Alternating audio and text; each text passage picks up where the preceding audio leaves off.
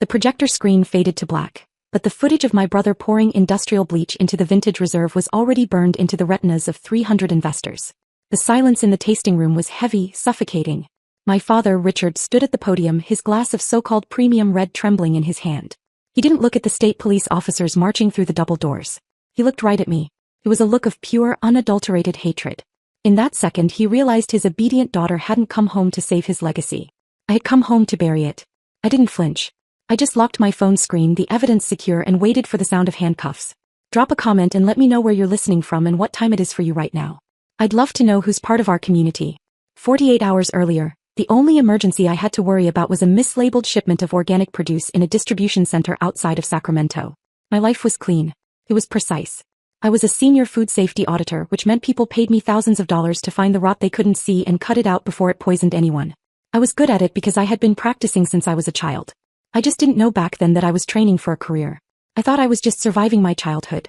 My phone rang at 2 a.m. The screen lit up the dark hotel room with a single word. Mom. I stared at it. I hadn't spoken to Susan in 6 months, not since I declined the invitation to my sister Samantha's engagement party because I refused to be a prop in their family photo ops. I knew I shouldn't answer. I knew nothing good happens at 2 a.m. But the ringing wasn't just a sound. It was a hook dragging me up from the mattress. I swiped answer. I didn't say hello. I just listened. Susan was sobbing. Not the polite, manipulative crying she used to get a table at a booked restaurant, but real, ugly, gasping sobs. It's your father, she choked out. Lauren, it's his heart. He collapsed in the cellar. The ambulance just left. My chest tightened. Is he alive? He's in critical condition, she wept. The doctors say it was a massive cardiac event induced by acute stress. The bank called yesterday about the loans and he turned gray, Lauren. He just dropped. Stress. The universal solvent for my family's problems. It was never their bad decisions. It was always the stress of the world attacking them. But a heart attack was different. You can't fake a flatline. Or so I thought. I need you to come home, she begged. He's asking for you. He's scared, Lauren. He keeps saying he can't leave the business in this mess. Please. Just come home. I should have asked for the hospital name. I should have asked to speak to a doctor. I should have stayed in my clean, safe hotel room and finished my audit. But I didn't. I got up and started packing. That is the invisible chain of the survivor. You spend years cutting them off, building walls, rewriting your phone number and telling yourself you are free. You think you have escaped the gravity of their dysfunction. But family loyalty is like a phantom limb. You cut the arm off years ago to save the body, but when the storm comes, you still feel the ache in the wrist that isn't there anymore. It's a ghost pain that demands to be soothed. It overrides your logic. It bypasses your brain and hits you straight in the nervous system. I felt that ache now. The terrifying, irrational hope that maybe this time the emergency was real. Maybe this time they actually needed me, not just what I could do for them. Maybe facing death had changed him.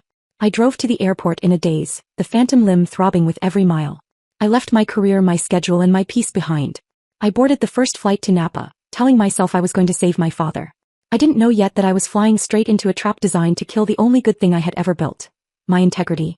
The Heritage Winery looked exactly like the brochures my sister Samantha sent out to high-end travel agencies.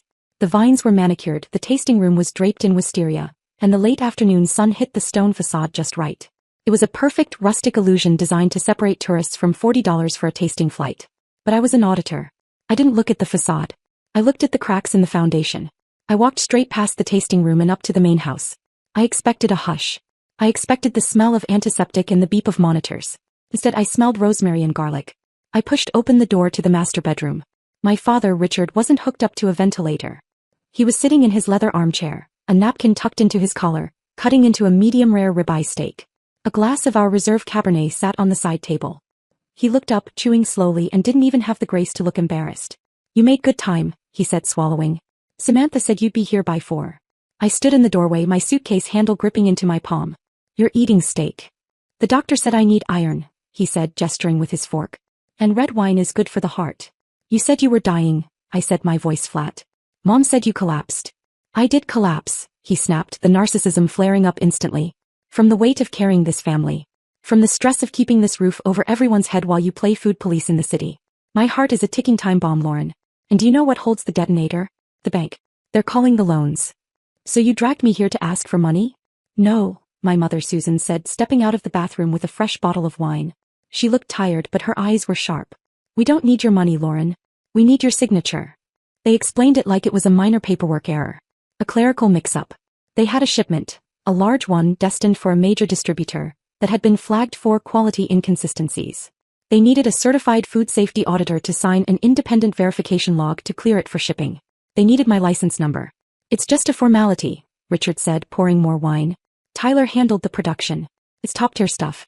But the bureaucrats want a signature. Show me, I said. My brother Tyler was waiting for me at the loading dock. He looked like he hadn't slept in 3 days, his eyes manic and bright. Hey sis, long time. Ready to save the empire? He led me past the gleaming stainless steel tanks of the public tour route and unlocked a heavy metal door marked Storage B. The smell hit me first. It wasn't the yeasty, fruity smell of fermentation. It was the sharp chemical sting of industrial bleach masked by heavy floral perfume.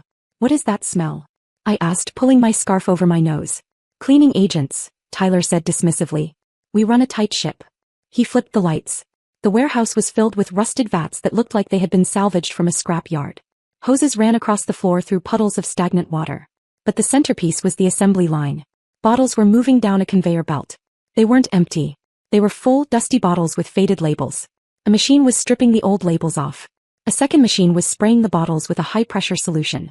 A third machine was laser printing new codes onto the glass. Lot 429.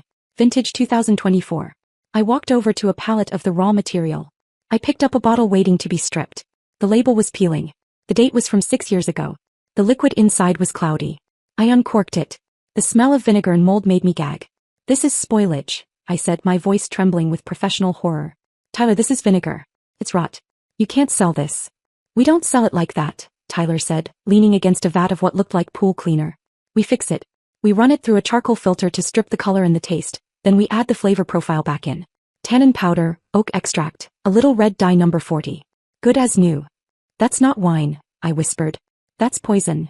It's recycling. Tyler laughed, spreading his arms like he was a visionary. Do you know how much wine gets thrown away by distributors just because it's past its prime? It's wasteful, Lauren. We're being eco-friendly. We're taking a waste product, sanitizing it and giving it a second life. It's zero-waste manufacturing. The customers don't know the difference. They see a fancy label, they taste the oak extract and they feel sophisticated. Why should we let good alcohol go down the drain just because of some arbitrary expiration date? This is the logic of the parasite. They don't see themselves as criminals. They see themselves as innovators. They believe that if they can trick you into eating the rot, they have done you a favor by not wasting it. You're bleaching moldy wine, I said. And you want me to sign a federal safety log saying this is fresh vintage. Dad needs this shipment to go out, Lauren, Tyler said, his smile dropping. If it doesn't, the bank takes the house. The stress will actually kill him this time. And it'll be your fault. I looked at the vats. I looked at the bleach. And I realized my family wasn't just messy or greedy. They were dangerous. And they had trapped me in the slaughterhouse with them.